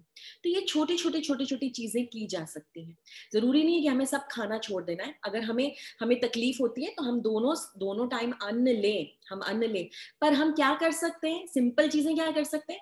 सुबह उठ के स्नान कर सकते हैं, भगवान को भोग लगा के खाना खा सकते हैं, दामोदर अष्टकम रोज सुन सकते हैं, दीपदान कर सकते हैं। ये चीजें तो सिंपल है, ये तो हम कर ही सकते हैं। तो ये हमें कार्तिक मंथ में करनी चाहिए, ये चीजें हमें करनी चाहिए। अब मैं आपको बताना चाहती हूँ कि एक्चुअली शास्त्रों में ऐसा क्या लिखा है, कार्तिक व्रत किन किन लोगों ने रखा और उससे उनको क्या फायदा पहुंचा, कार्तिक व्रत से फायदा किस किस को पहुंचा, किस किस ने रखा। सबसे पहले तो सत्यभामा, सत्यभामा ने कार्तिक व्रत रखा था। एक बारी सत्यभामा ने द्वारका में भगवान श्री कृष्ण को कहा कि हे कृष्ण, हे प्राणनाथ, हे मेरे देवता, हे मेरे ईश्वर, ऐसा कैसे है, आपकी तो 16,108 रानियां हैं, पर सबसे प्रिय रानी तो आपकी मैं हूँ, आपकी पट रानी हूं मैं, सत्यभामा। ऐसा कैसा हुआ? मैंने ऐसा क्या किया कि मेरे साथ मुझे ऐसी ऐसी सुकृति मिली? तो श्री कृष्ण बोलते हैं, ठीक है, तुम्हारी जिज्ञासा को मैं अभी अभी शांत करता हूँ। मैं तुम्हें बताता हूँ कि पिछले जन्म में एक्चुअली तुम देव शर्मा नाम के ब्राह्मण की पुत्री थी। तुम्हारा नाम था गुणवती, तुम गुणवती थी और तुम देव शर्मा की पुत्री थी। और एक बारी जब तुम शादी के लायक होगी तो देव शर्मा ने क्या किया? देव शर्मा का बहुत बड़ा आश्रम था, बहुत सारे डिसाइपल्स थे उनके, बहुत सारे शिष्य थे। तो उनमें उनमें से उन्होंने एक शिष्य को चुना, उनका नाम था चंद्र शर्मा। चंद्र शर्मा को चुना और गुणमती की जो विवाह है वो चंद्र शर्मा से करवा दिया। तो सब खुश थे, सब अपना अच्छे से अपना जीवन निर्वाह कर रहे थे। बट एक दिन देव शर्मा, गुणमती के पिता और गुणमती के पति, देव शर्मा और चंद्र शर्मा दोनों जंगल में गए। जंगल में गए कुछ यज्ञ की तैयारी करने, कुछ सामान लेने जंगल में गए। वो सब लकड़ी वगैरह इकट्ठे करने के लिए जंगल में गए और वहां उन पर किसी किसी राक्षस ने उनके ऊपर हमला कर दिया। राक्षस ने हमला किया और राक्षस ने जब हमला किया तो दोनों ने अपनी देह जो है वो त्याग दी। ये देखकर, ये सुनकर गुणमती को बहुत शोक हुआ। वो बहुत रोई, वो बहुत घबराई कि मेरे तो पिता और पति दोनों ने देह त्याग दिया, अब मैं क्या करूंगी। तो उन्होंने भगवान श्री कृष्ण का सहारा लिया। भगवान श्री कृष्ण का सहारा लिया और बोला कि अब यही श्री कृष्ण ही मेरे पिता है, श्री कृष्ण ही मेरे पति हैं और अब मैं सब कुछ, सारी भक्ति इनके लिए ही करूंगी। और उनकी अच्छे से पूजन और अर्चना करने लगी। और कार्तिक का उन्होंने व्रत रखा। हर साल वो कार्तिक व्रत रखती थी। अब व्रत का मतलब आप समझ गए, सिर्फ खाना छोड़ना व्रत का मतलब नहीं है। दीप दान करती थी, सुबह जल्दी उठती थी, भगवान को भोग लगाती थी, भगवान के भजन सुनती थी, भगवान की कथा करती थी, भगवान के नाम का जप करती थी। तो ये करने लगी और हर साल नियम से कार्तिक माह का पालन करती थी। एक बार क्या हुआ, उनकी उम्र बढ़ गई, उनकी उम्र बढ़ती गई, पर कार्तिक माह का पालन उन्होंने छोड़ा नहीं। कार्तिक व्रत, ऊर्जा व्रत का उन्होंने पालन छोड़ा नहीं, वो व्रत का पालन करती रही। वो थोड़ी बूढ़ी हो गई, उनकी उम्र बढ़ गई और उसके बाद उनका शरीर जो है बहुत वीक हो गया। और एक बार ये उन्हें उन्हें ताव आया, उनको ज्वर, फीवर आया उनकी बॉडी में, हाई टेम्परेचर, बॉडी में बीमार थी वो। तो भी उन्होंने जो कार्तिक व्रत का जो पालन है वो छोड़ा नहीं। तो भी वो सुबह ब्रह्म मुहूर्त में उठी और गंगा मैया में जाके स्नान करने लगी। जब स्नान कर रही थी तो क्योंकि बहुत फीवर था, उनकी बहुत तबीयत खराब हुई और उन्होंने अपने जो शरीर को जो त्याग दिया गंगा मैया में ही, सुबह ही, व्रत का पालन करते हुए ही। और जब उन्होंने ऐसा किया, व्रत का पालन करते हुए उन्होंने अपने शरीर को त्यागा, तो उसी समय वैकुंठ से विमान आए, वैकुंठ से विमान आया, विष्णुदूत आए और उन्हें साथ लेके चले गए। क्योंकि उन्होंने कार्तिक व्रत का जो पालन है उन्होंने इतने प्यार से किया था, इसीलिए वो उसी टाइम उनको लेके चले गए, गुणमती को लेके चले गए। दूसरी कथा मैं आपको बताऊं ध्रुव महाराज की। ध्रुव महाराज छोटे से 5 साल के बालक थे। ध्रुव महाराज की भी बहुत लंबी कथा है। तो वो छोटे से 5 साल के बालक थे और जब वो तपस्या करने जाते हैं, वन में तपस्या करने जाते हैं, वो 6 महीने तक तपस्या करते हैं। और जो आखिरी मंथ जो होता है तपस्या का, वो कार्तिक का मंथ होता है। और कार्तिक के महीने में भगवान का साक्षात्कार होता है। भगवान स्वयं उनको उनको अपना दर्शन देने आते हैं ध्रुव महाराज को। तीसरी कथा श्रीमद् भागवतम में बताते हैं कि शौनक आदि ऋषि सूत गोस्वामी से पूछते हैं। सूत गोस्वामी जो वहां कथा कर रहे होते हैं भागवतम की, और शौनक आदि बहुत से ऋषि होते हैं, हजारों की संख्या में ऋषि होते हैं, जो उनसे ये प्रश्न करते हैं कि आप प्लीज हमें कार्तिक की महिमा बताइए। हमने बहुत सुनी है कार्तिक की महिमा, पर हम आपके श्रीमुख से सुनना चाहते हैं कार्तिक की महिमा। तो वो बताते हैं कि जैमिनी ऋषि और वैशंपायन ऋषि में संवाद हो रहा था, डायलॉग हो रहा था। और वहां पे ये बात बताते हैं जैमिनी ऋषि कि एक मंदिर में एक बारी राधा कृष्ण के सामने दिया जल रहा था। कार्तिक के मंथ में दिया जल रहा था, दीपदान करके किसी ने वो दिया वहां रखा था। और वहां एक चूहा आया। चूहा बहुत भूखा था। जब वो चूहा आया तो उसने देखा कि मुझे बहुत भूख लग रही है, मुझे तो कुछ खाना है। तो उसने वो उस दिए को देखा, दिए में घी था, तो उसको लगा कि ये कुछ खाद्य सामग्री है। तो वो चूहा, वो मूषक उस दिए के पास गया। जैसे ही उस दिए के पास गया तो दिए को उसने टटोला, उसने अपने मुंह से टटोला और उसको खाना चाहता था। जैसे ही उसने उस दिए को टटोला तो क्या हुआ, दिया जल गया, एकदम प्रज्वलित हो गया। वो हिला तो वो प्रज्वलित हो गया। जब वो दिया प्रज्वलित हो गया तो भगवान इतने खुश हो गए, क्योंकि उन्हें लगा कि एक मूषक ने दामोदर, यशोदा दामोदर के सामने इस दिए को प्रज्वलित किया है। तो वो मूषक उस मंदिर से बाहर निकला। उसे तो पता नहीं था कि उसने कितना बड़ा कार्य किया। मंदिर से बाहर निकला, वहां एक सांप बैठा था। सांप बहुत भूखा था। सांप ने उस मूषक को डस लिया। और उसी समय जब मूषक ने अपनी देह त्यागी तो उसी समय वैकुंठ विमान में विष्णुदूत आए और विष्णुदूत उस मूषक, उस चूहे को ले गए भगवान के धाम में। तो कार्तिक मंथ की ये महिमा है। ऐसे ही एक और कथा आती है धर्मदत्त नाम के ब्राह्मण की। धर्मदत्त नाम के ब्राह्मण की, उन्होंने भी कार्तिक माह का व्रत रखा और 30वें दिन जब वो गंगा मैया में स्नान करने गए, आरती करने गए, तो वहां पे एक पिशाचिनी आ गई, एक डायन आ गई, बहुत भयानक थी, उनको डराने लगी। तो इतना डर गए ये धर्मदत्त नाम के ब्राह्मण, इतना डर गए कि उन्होंने डर के मारे जो आरती की थाली थी ना, वो आरती की थाली दिए के साथ उस पिशाचिनी के ऊपर फेंकी। जैसे ही उस पिशाचिनी के ऊपर फेंकी, वो पिशाचिनी के ऊपर वो दिया आया, पिशाचिनी एकदम शांत हो गई, एकदम शांत हो गई, बिल्कुल अटैक नहीं किया। तो धर्मदत्त ने, ब्राह्मण ने पूछा कि आप कौन है, क्या नाम है आपका, आप तो एकदम शांत हो गई। तो उन्होंने कहा मेरा नाम है कलह, कलह, और मैं पिछले जन्म में बहुत कलह करती थी, अपने पति से लड़ती रहती थी, उन्हें परेशान करती रहती थी। तो मुझे तब ये श्राप मिला था कि मैं पिशाचिनी बनूंगी, और मुझे यही कहा गया था कि आप ही मेरा उद्धार करेंगे। और मैंने, क्योंकि कार्तिक मंथ का, ये कार्तिक महीने का जो व्रत आपने रखा है, वो आरती की थाली आपने मुझ पे फेंकी, तो अब मेरा उद्धार हो जाएगा। तो आप प्लीज मेरा उद्धार कीजिए, मुझे आप हेल्प कीजिए, क्योंकि आपने कार्तिक माह का व्रत इतने अच्छे से रखा है। तो तभी वो धर्मदत्त जो ब्राह्मण है, वो भगवान श्री कृष्ण से, यशोदा दामोदर से प्रार्थना करते हैं कि मैंने अगर थोड़ी सी भी सुकृति अर्जित की है, तो उसका आधा फल आप इस पिशाचिनी को दे दीजिए। वो आधा फल मिलने से भी पिशाचिनी जो है वो मुक्त हो जाती है, सुंदर रूप उसे मिल जाता है, और वो विष्णु दूतों के साथ चली जाती है। तो ये है कार्तिक माह के व्रत का पालन करने का इम्पोर्टेंस, इतना इम्पोर्टेंस है। अब हमने क्या करना चाहिए ये तो हमने सुन लिया। अब थोड़ा सा मैं आपको बताना चाहूंगी कि इसके बेनिफिट्स क्या है, इससे हमें बेनिफिट्स मिलते क्या है। जैसे मैंने थोड़े से बेनिफिट्स तो आपको बताए कि हमारे जो पाप हैं वो सारे क्षय हो जाते हैं, हमारे पुण्य जो अर्जित होते हैं वो अक्षय हो जाते हैं। क्षय और अक्षय, पाप तो क्षय हो गए, खत्म हो गए, और जो पुण्य है वो अक्षय हो जाते हैं, वो कभी खत्म नहीं होते, ऐसा होता है। हमारे पितरों का उद्धार होता है, वो सभी वैकुंठ जाते हैं, ये भी हमने सुना। इस मंथ में अगर आप श्रीमद् भागवतम या भगवत गीता का एक चैप्टर भी पढ़ते हैं, एक चैप्टर भी नहीं पढ़ते, अगर अगर एक पेज भी पढ़ते हैं, अगर एक पेज भी नहीं पढ़ते, एक श्लोक भी पढ़ते हैं, अगर एक श्लोक भी नहीं पढ़ते, और बुक खोलकर, अपने जो शास्त्र है उनको खोलकर अगर आप उस श्लोक का, किसी भी एक श्लोक का एक शब्द भी पढ़ते हैं ना, तो क्या होता है, आपको 18 पुराणों को पढ़ने जितना आपको पुण्य मिलता है। आप समझिए, आपको सिर्फ थोड़ा सा पढ़ना है, एक चैप्टर पढ़ना है या एक श्लोक पढ़ना है, हर रोज आप एक श्लोक पढ़ लीजिए भगवत गीता का, आप समझिए कि आप 18 पुराण पढ़ रहे हैं। ऐसी महिमा है कार्तिक मंथ की, ऐसी महिमा है। और छोटी सी भी आप कोई भी सेवा करेंगे ना, छोटी सी भी सेवा, तो उसका आपको हजारों गुना लाभ मिलेगा।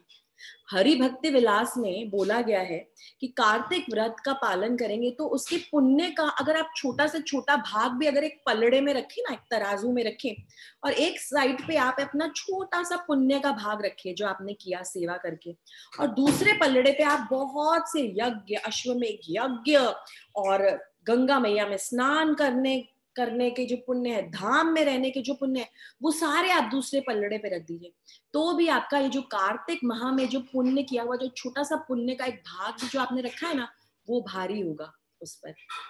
इतने यज्ञ, इतने व्रत, इतने सब पालन करने के बजाय आपको सिर्फ कार्तिक माह के व्रत का पालन करना है, इतनी महिमा है इस व्रत की।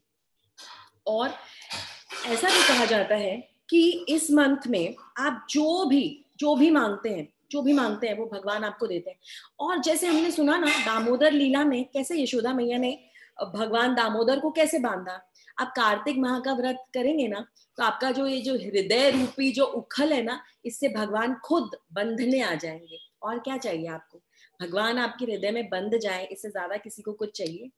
भगवान जिसके हृदय में बंध जाएंगे उसकी तो सारी इच्छाएं वैसे ही पूर्ण हो जाएंगी, कुछ मांगने की जरूरत ही नहीं पड़ेगी, कुछ करने की जरूरत ही नहीं पड़ेगी। तो भगवान ने इतना बड़ा बम्पर ऑफर दिया है, वो कह रहे हैं कि मैं खुद आ जाऊंगा, मुझ में इतनी आध्यात्मिक शक्ति लेकर मैं तुम्हारे हृदय में आऊंगा कि मैं खुद तुम्हारे हृदय में आकर वहां पर बंध जाऊंगा। तो ये है हमारे कार्तिक मास की महिमा। भगवान एक्चुअली हमें स्वयं बुला रहे हैं, आ जाओ मेरी उंगली पकड़ लो, मेरी उंगली पकड़ लो, भगवान खुद बुला रहे हैं, मैं तुम्हें सच्चित आनंद दूंगा, तुम आके मेरी उंगली पकड़ो तो सही, ऐसा भगवान बोल रहे हैं। अब मैंने एक चीज की बात की थी, व्रत का उद्यापन, व्रत का उद्यापन कैसे करें। अगर आपने आज आपने दीपदान किया, अगर आप कल से रोज दीपदान करते हैं, रोज सुबह थोड़ा जल्दी उठते हैं और भगवान को भोग लगा के प्रसाद लेते हैं, दामोदर अष्टकम सुनते हैं, ये सारी चीजें आप करते हैं, तो जब 30 नवंबर को आप व्रत का उद्यापन कैसे करेंगे? व्रत का उद्यापन आप ऐसे करेंगे, ब्राह्मणों को प्रसाद खिलाकर। क्योंकि अगर आपने जो भी आपने इस व्रत में किया, अगर आपने एक टाइम अन्न खाया है तो आप ब्राह्मणों को अन्न खिलाइए। अगर आपने मीठा छोड़ा है तो आप ब्राह्मणों को मीठा खिलाइए। अगर आपने ऐसा कुछ भी नहीं किया, आपने तीनों टाइम अच्छे से खाना खाया, अन्न खाया, सब खाया, तो भी आप ब्राह्मणों को प्रसाद खिलाइए। आखिरी दिन ब्राह्मणों को प्रसाद खिलाइए, उनको कुछ दान दक्षिणा दीजिए। उससे आपका जो व्रत है उसका उद्यापन होता है, उससे आपके व्रत का उद्यापन होता है। और अगले दिन से, दैट इज 1 दिसंबर से, फिर आप अपना नॉर्मल जो रूटीन है वो स्टार्ट कर सकते हैं। इस तरह से आप अपने व्रत का उद्यापन करेंगे। तो दीपदान बहुत इंपॉर्टेंट है, बहुत सिंपल है, बहुत सिंपल है, बहुत इंपॉर्टेंट है। दामोदर अष्टकम चलाइए यूट्यूब पे और दीपदान कीजिए। 4237 दीपदान हो गया। सुबह जल्दी उठने की कोशिश कीजिए, प्रैक्टिस कीजिए, आप जल्दी उठ पाएंगे। और कुछ ना कुछ अन्न अगर आप छोड़ना चाहते हैं, एक समय खाना खाना चाहते हैं, वैसा कीजिए। आप मंदिर की परिक्रमा कीजिए, आप श्रीमद् भागवतम पढ़िए, श्रीमद् भगवत गीता पढ़िए, एक श्लोक पढ़ लीजिए रोज, तो आपकी कृष्ण कथा हो जाएगी। अपना जप कीजिए, भगवान के नामों का जप कीजिए, बैठिए, भगवान के नामों का जप कीजिए, अपना जप बढ़ाइए। सिर्फ ऐसी सिंपल सिंपल चीजें आपको करनी है, ज्यादा कुछ नहीं करना है। और भगवान तो जैसे बैठे ही हैं, वो बैठे हैं अपने अपने सहस्त्र चक्षु खोल के, अपने सहस्त्र हाथों को लेके वो बैठे हैं कि कौन थोड़ा सा भी व्रत का पालन करेगा, और मैं यहाँ पर अपना पूरा धाम ही देने के लिए तैयार हूँ। भगवान की ये मंशा है कार्तिक मंथ को लेकर। तो अधिष्ठात्री देवी जो है वो राधा रानी है, और हम राधा रानी को खुश करते हैं तो भगवान हमसे खुश हो जाते हैं। ये हमारे कार्तिक मास की महिमा है। अब आपको कोई भी प्रश्न हो तो पूछिए। बहुत सी चीजें हैं अभी भी जो बताई जा सकती हैं कार्तिक माह के बारे में, दामोदर मास के बारे में, दामोदर क्यों कहा गया है, दामोदर मंथ में और क्या क्या होता है। और दामोदर जो लीला है, दामोदर लीला भी बहुत विस्तृत तरीके से सुनी जा सकती है कि दामोदर लीला में क्या क्या भगवान हमें समझाने की कोशिश कर रहे हैं। हर हर एक्शन में भगवान हमें कुछ ना कुछ समझाने की कोशिश करते हैं। और एक सबसे प्यारी चीज आपको बताऊं, वृंदावन जब हम जाते हैं तो वहां पर ये स्थान है, ये स्थान अभी भी जहाँ दामोदर लीला हुई, और वहां वो उखल अभी भी है। आप उस उखल के दर्शन कर सकते हैं, जिस उखल से यशोदा मैया ने श्री कृष्ण को बांधा था रस्सी से। आप उस उखल के दर्शन कर सकते हैं। और हर साल हम वृंदावन जब जाते हैं कार्तिक के मंथ में, कार्तिक के मंथ में वृंदावन जाने की भी बहुत महिमा है, बहुत महिमा है, क्योंकि वो तो धाम है भगवान का। भगवान तो वहीं रहे, वहीं पैदा हुए, कभी उस धाम को छोड़ते ही नहीं है। श्री कृष्ण कभी वृंदावन धाम को छोड़ते ही नहीं है। तो हर साल वृंदावन में कार्तिक में इतनी भीड़ होती है भक्तों की, क्योंकि फिक्स्ड है वो मंथ। पूरे साल चाहे हम वृंदावन ना जा पाए, पर कार्तिक के महीने में वृंदावन जरूर जाते हैं। और वहां जाकर ऑफ कोर्स मंदिरों में जाकर दीपदान करते हैं, हर रोज दीपदान करते हैं, दामोदर अष्टकम सुनते हैं, भगवान श्री कृष्ण की बहुत सी कथाएं सुनते हैं, और वहां दामोदर लीला जहां हुई उस उखल के जाके भी दर्शन करते हैं, और वहां भी दीपदान करते हैं। तो आप समझिए, मतलब इतना आनंद आता है, इतना आनंद आता है इस मंथ में ये सब करने का। और भगवान ने इतना इजी कर दिया है, सिर्फ 1 महीने तुम्हें ये सब करना है, फिर चाहे तुम 11 महीने कुछ नहीं करो। पर भक्तों की क्या मंशा होती है, भक्त तो हर महीने, हर पल, हर दिन भगवान को याद करते हैं और अपने हृदय में धारण करते हैं। और 1 महीने अगर हम इस व्रत का पालन करेंगे तो क्या होगा, हमें आदत हो जाएगी वैसे ही करने की, तो हम हर रोज वैसा ही करेंगे। हम हर रोज सुबह जल्दी उठना चाहेंगे, भगवान को उठाना चाहेंगे अपने अपने अपने हाथों से, उन्हें उठाकर हम उन्हें भोग लगाना चाहेंगे, हम उन्हें उनका श्रृंगार करना चाहेंगे। और हम रोज चाहेंगे कि हम भगवान की सुंदर कथा सुने और उनके बारे में सुंदर सुंदर बातें सुने, ताकि भगवान हमारे हृदय से जाए ही ना, हमारे हृदय में बस जाए। ठीक है, तो ये थी हमारे कार्तिक मास की कथा। And thank you very much कि आप सबने दीपदान के इस उत्सव में हिस्सा लिया। और मैं आशा करती हूँ कि आप रोज दीपदान करेंगे। यशोदा दामोदर की, अगर आपके पास यशोदा दामोदर के विग्रह नहीं है तो भी कोई बात नहीं, आप एक फोटो रख सकते हैं। फोटो नहीं तो मोबाइल की स्क्रीन पर आप यशोदा दामोदर की फोटो लेकर उनको आप दिया दिखा सकते हैं। इनफैक्ट एक छोटी सी बात बताऊंगी विराम देने से पहले इस कथा को, कि राधा दामोदर भी भगवान का नाम है। राधा दामोदर, हम कीर्तन करते हैं ना, जय राधा दामोदर राधा दामोदर, तो राधा दामोदर भी उनका नाम है। तो राधा रानी और दामोदर, क्योंकि ये मंत्र तो राधा रानी का है, तो यशोदा दामोदर तो है ही, राधा दामोदर भी है। हुआ क्या था, राधा दामोदर की भी एक लीला है जिसमें राधा रानी ने कृष्ण को बोला कि तुम मुझसे मिलने आओ, और एक कुंज में, उनके स्पेशल कुंज हुआ करते थे जहां वो मिलते थे, पर वो था दिवाली का टाइम।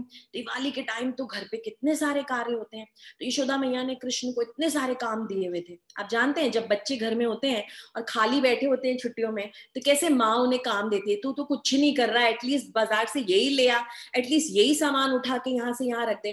तो ऐसे यशोदा मैया ने कृष्ण को बहुत सारे काम दिए हुए थे, तो बहुत व्यस्त थे, और राधा रानी ने उनको मिलने के लिए बुलाया कुंज में। अब श्री कृष्ण वो काम करते करते थोड़े से लेट हो गए। जब वो लेट वहां पहुंचे तो राधा रानी बहुत गुस्से में थी, बहुत गुस्से में थी, उन्हें बहुत गुस्सा आ रहा था कि मैं कब से आपकी राह देख रही हूँ, मेरे घर में भी बहुत सारे काम है, दिवाली सिर्फ आप ही के घर में नहीं आ रही है, मेरे घर में भी दिवाली का उत्सव है, मुझे भी बहुत सारे कार्य है, पर मैं आपसे मिलने के लिए यहाँ कब से वेट कर रही हूँ। तो राधा रानी को इतना गुस्सा आता है कि बोलती अब आप कहीं जाओगे नहीं क्योंकि आप इतने लेट आए हो। बोलते नहीं नहीं, मुझे जाना है, मुझे बहुत सारे काम दिए हैं, मुझे वो काम करते करते घर जाना है वापस।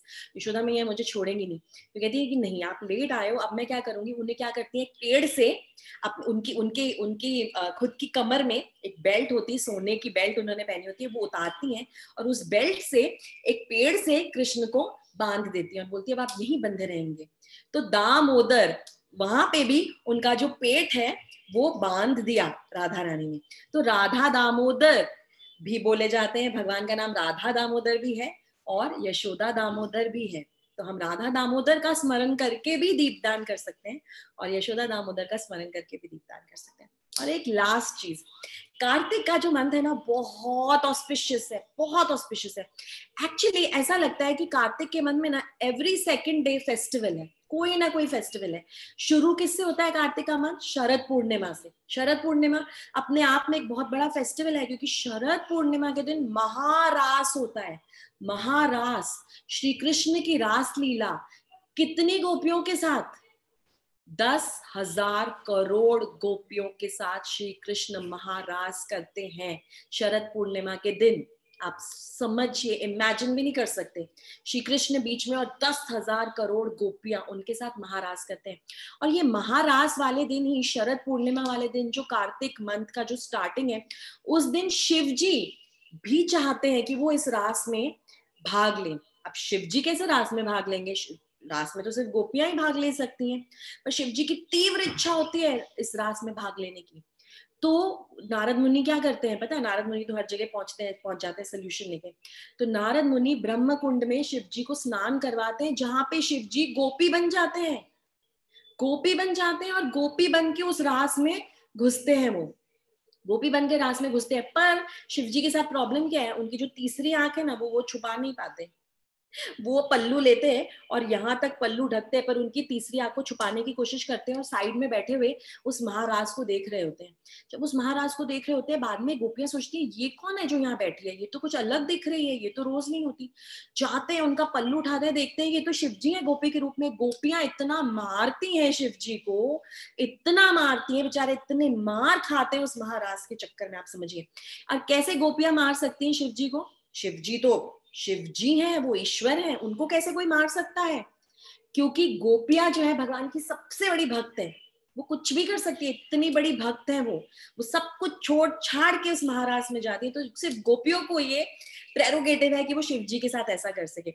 और उस दिन भगवान श्री कृष्ण शिव जी का क्या नाम रखते हैं पता है आपको? गोपीश्वर महादेव। गोपीश्वर, गोपीश्वर महादेव का भी मंदिर है वृंदावन में, जहां पे शिव जी आधे गोपी हैं, आधे खुद शिव जी के रूप में और आधे गोपी के रूप में। इतने सुंदर दर्शन है वहां के। तो ये शरद पूर्णिमा के दिन महारास। और फिर कौन से कौन से फेस्टिवल्स आते हैं कार्तिक में? दिवाली तो है ही, हम जानते हैं, धनतेरस, दिवाली, उसके बाद गोवर्धन पूजा। गोवर्धन पूजा की एक अलग ही लीला है, जो अलग से सुनाऊंगी तो पूरा 1 घंटा लगेगा उस गोवर्धन लीला को सुनाने का। तो गोवर्धन लीला भी एक फेस्टिवल आता है। भाई दूज फेस्टिवल आता है, आप जानते हैं। आप जानते हैं वृंदावन में, यमुना में भाई दूज के दिन जो उस यमुना में स्नान करता है ना, वो कभी भी अपनी बहन से अलग नहीं होता। वो बहन और भाई का जो रिश्ता है वो अटूट रहता है और हमेशा के लिए वो साथ रहते हैं और वो भगवान के धाम को प्राप्त करते हैं। क्योंकि यमराज की जो बहन है वो कौन है पता है आपको? यमुना देवी खुद, वो यमराज की बहन है। तो यमुना देवी क्या कहती है यमराज को, जो भी भाई दूज के दिन वहां पे स्नान करना आता है, कि यमराज भाई आप इनके पास कभी नहीं जाओगे। तो यमराज उनके पास कभी नहीं आते जो यमुना देवी में स्नान करते हैं भाई दूज के दिन। आप सोचिए कितने सारे फेस्टिवल्स हैं। फिर आगे ये गोपाष्टमी आती है। गोपाष्टमी वो दिन है जिस दिन छोटे से कृष्ण जो बड़े हो जाते हैं, 5 साल तक तो कृष्ण क्या करते हैं, छोटे छोटे गैयों के बच्चों को, वत्स को ले जाते हैं चराने के लिए। और गोपाष्टमी के दिन मैया ऐसे बोलती है कि अब मेरा लल्ला बड़ा हो गया है, अब ये बड़ी गायों को चराने ले जाएगा। तो गोपाष्टमी का त्योहार होता है। और आपको पता है कार्तिक महीने में ही समुद्र मंथन की लीला भी कार्तिक महीने में हुई थी, आप समझिए। और समुद्र मंथन में क्या क्या निकला था समुद्र से? मत्स्य अवतार निकले थे भगवान के पानी में से, धन्वंतरी निकले थे, धन्वंतरी जो सब हमारे मेडिसिन के जो देवता हैं। और जब धन्वंतरी निकले थे ना इस समुद्र मंथन से, तो उनकी आंख से एक आंसू गिरा था और वहां पे तुलसी मैया प्रकट हो गई थी। तो तुलसी मैया का प्राकट्य दिवस भी कार्तिक माह में ही है। लक्ष्मी जी का प्राकट्य हुआ कार्तिक मंथ में, इसीलिए तो हम लक्ष्मी पूजन करते हैं, लक्ष्मी जी को वेलकम करते हैं अपने घर में। तो कितना ऑस्पिशियस है कार्तिक मंथ, हर रोज एक त्योहार है। तो इस पूरे मंथ को हमें त्योहार जैसा मनाना है, क्योंकि भगवान कृष्ण बहुत खुश हैं, वो खुश हैं, राधा रानी का मंथ है। और अगर हम उनकी पूजा अर्चना अच्छे से करेंगे, हल्का सा छोटा सा भी व्रत रखेंगे ना उनके लिए, छोटी सी भी तपस्या करेंगे ना, तो वो इतने खुश हो जाएंगे कि वो इतना बम्पर ऑफर हमें देंगे कि हमारे इतने पुण्य अर्जित होंगे जो कभी भी शेयर नहीं होंगे। इतना इंपॉर्टेंट है ये मंथ। तो आशा करती हूँ हम सब छोटे छोटे कुछ चीजें कल से करना शुरू कर देंगे। दीपदान तो हम कर ही सकते हैं, दीपदान हम रोज करेंगे, रोज कीजिए दीपदान प्लीज, भगवान बहुत खुश होते हैं उससे। तुलसी मैया की सेवा कीजिए और जो भी आप कर सकते हैं छोटी छोटी तपस्याएं कीजिए भगवान के लिए। और भगवान उदार दिल के इतने मर्सीफुल हैं, इस कार्तिक महीने को हर साल लाते हैं हमारे लिए। ठीक है, थैंक यू सो मच। अपनी कथा को विराम देती हूँ और कोई भी प्रश्न है तो आप प्लीज पूछ सकते हैं।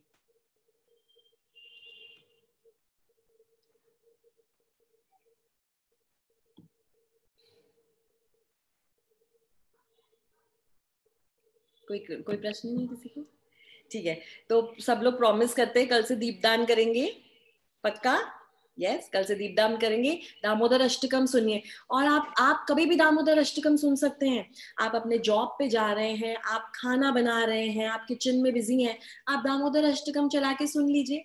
सुनिए, भगवान की लीलाओं को सुनिए। भगवान की लीलाएं हमारे कानों के द्वारा हमारे हृदय में चली जाती हैं और हृदय में जाके बस जाती हैं और फिर कभी छोड़ती नहीं है इस हृदय को। और भगवान खुद बंधना चाहते हैं हमारे साथ, तो बांध लेते हैं ना भगवान को।